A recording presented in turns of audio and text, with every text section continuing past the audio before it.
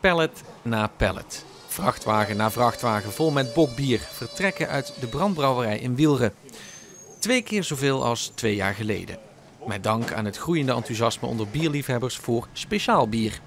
Bokbier is een speciaal bier dat al heel lang bestaat. En ook bij brand al jarenlang gedronken wordt. Maar door die populariteit aan speciaal bieren zien we ook dat het bokbier stijgt aan populariteit. Ook bij Gulpener en bij Alfa in Schinnen gaat het donkere herfstbier als een trein. En bij Alfa doen ze er nog iets bijzonders mee.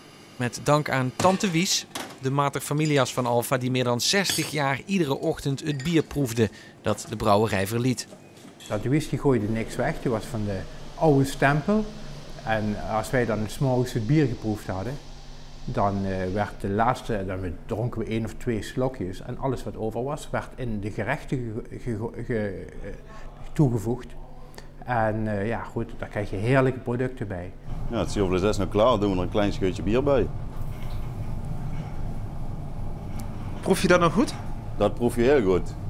Dus, zuurvlees is gewoon een beetje zuur-zoet.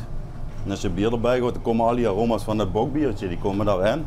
En als je dat goed opwarmt, ja, dan krijg je gewoon echt een smaakexplosie in het zuurvlees. Alfa heeft zijn eigen proeflokalen waar de specialiteiten met bokbier geproefd kunnen worden. Ja, apart. Lekker. Heeft u het wel eens gehad? Niet op deze manier, denk ik. Nee, maar het smaakt goed.